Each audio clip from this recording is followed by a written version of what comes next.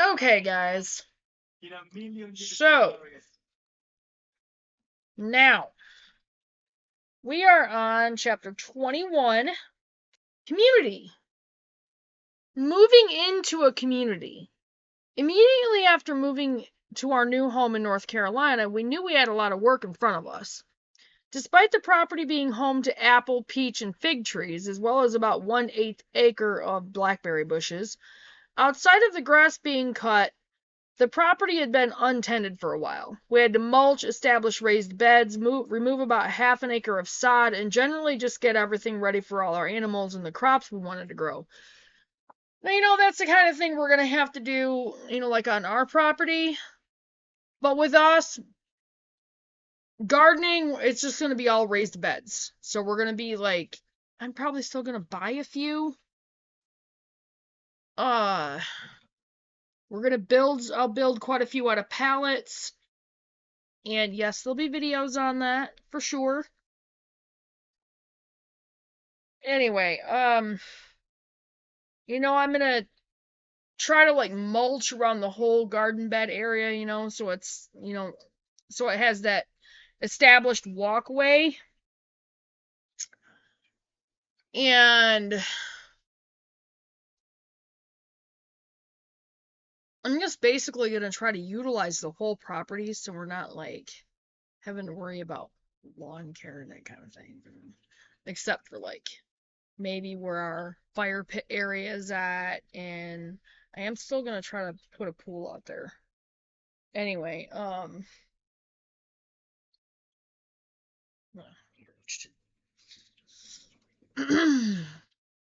but yeah, like we'll have to get the areas ready for, like building our barn, that kind of thing, and getting it ready for animals and putting up our fencing and that kind of thing. So, our solution: we held a crop mob, potluck, and bonfire. About 6 community members came, and we worked for about 6 hours. Some left early, some stayed late, but we made a lot of friends and we got a great deal of work done. Homesteading, if done properly and with compassion, builds community, and that's what we're aiming for too. The importance of community. In order to homestead properly, establishing a community is key. I've been to many workshops and classes on homesteading and farming, and I've actually seen people break down in tears in the middle of spirited, positive discussions about the benefits of compost or the joys of seed saving. Many of these people were crying because they had been so isolated before the event. Homesteaders are a quirky and, quite frankly, weird lot. Imagine the type of person it takes to enjoy activities most people have given up as frivolous or pointless in modern life. Why grow your own veggies? They sell those at the store. Why have chickens in your backyard? Animals are stinky and eggs can be had anywhere. Why make your own soap? That's just crazy. Many homesteaders find themselves isolated either geographically or ideologically. Their family and friends don't understand their desires to do what they do, and sometimes even having a discussion about the food system can lead to arguments and recriminations. Yeah, but thankfully, Elaine, she definitely does have the homestead mindset, but hers is more set on gardening, but that's okay. But she is all for, like the people who, like say us, that we want to be completely self-sufficient. We like the animals and the eggs and, raising our own meat and that kind of thing. So, join mommy groups. Wait a minute. So, as a homesteader, it's important to reach out as often as possible. Join mommy groups, homeschool co-ops, and take classes anywhere you can, like a Master Gardeners program at your local extension office. Volunteer at the farmers market, at soup kitchens, or at 4-H outings. Get out in the world and talk to other people who are interested in similar things. Isolation may be easier, but it won't improve your situation. And if you're going to homestead, then you need as much help as you can get. The people you meet through these activities are going to be your friends, customers, and helpmates. They will provide you with information such as where to get the cheapest grain for your chickens, the best deal on mulch, or where to get hay when you need it. They'll also be the people who show up when you need to pick 600 pounds of zucchini or you have eggs to give away. They will also help you keep They will help keep you sane and grounded by providing a social outlet. The community you work to build will keep you from getting stuck in your own head and help prevent you from burning out. And that's important. It really is. Come on. Sorry, guys.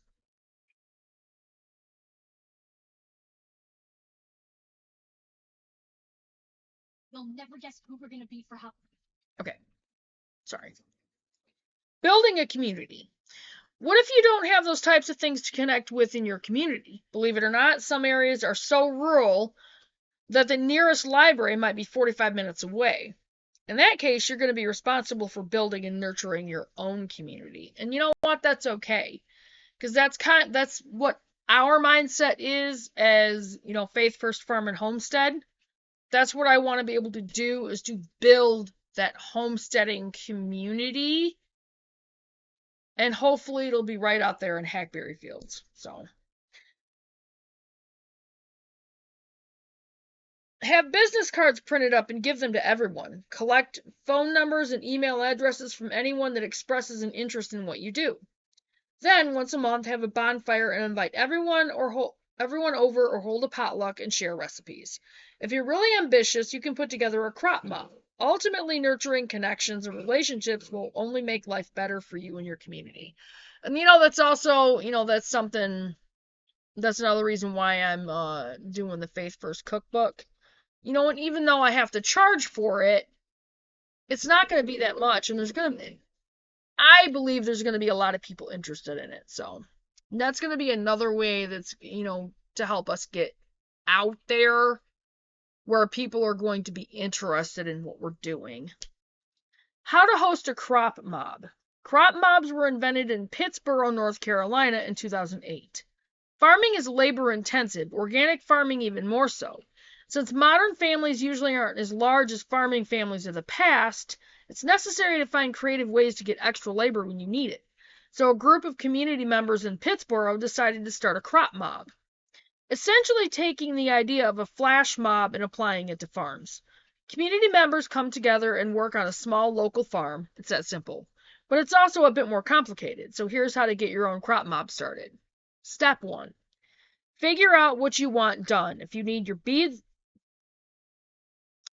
beds weeded, I almost said if you need your beads wetted. If you need your beds weeded, your okra harvested, or your fruit trees mulched, then jot it all down. Whatever it is, have a plan for what you'd like a crop mob to do. There's nothing worse than showing up at a crop mob as a volunteer and the farm owner or homesteader doesn't have a plan for you. Step 2. Get your space ready. You want to have everything in place for your crop mob so when the volunteers show up, they're able to get right to work. You need over too much. If you want them to hoe your corn, then have hoes ready. If you need someone to spread mulch, make sure you have a shovel and wheelbarrow and the mulch, and lots of it. It's not about being a slave driver, it's about respecting others' time. If they have to wait for you to gather tools or find equipment, then they'll feel like they're being taken for granted. Step 3.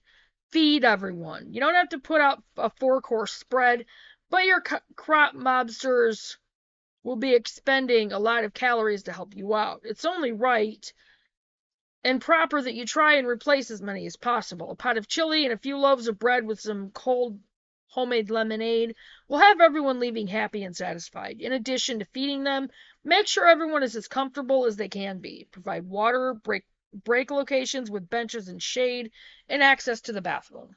Step 4. Relax and have fun. You may feel like you have a ton of work to get done, but remember, everyone who shows up is a volunteer.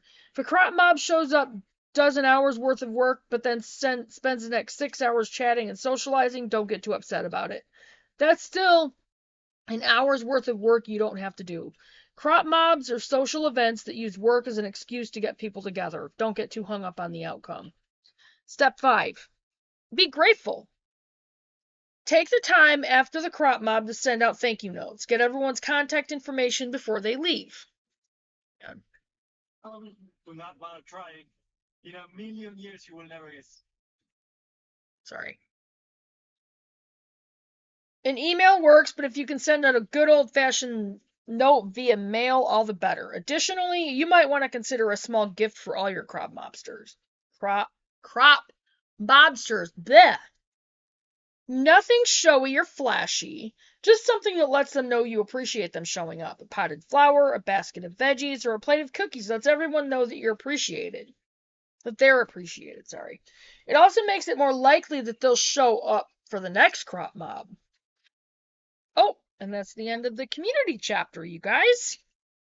All right, so we're getting through it. We're getting through it, you guys. Look at that. We're getting through it. We're almost done. All right, so that was on community, and again, that's our goal. One of our goals for Faith First is to start that homesteading community, and that's really, really, really, really important, especially with everything we have going on in the world, because the more people we can reach, the more people we can reach, the more that we connect with, the more that we can possibly help.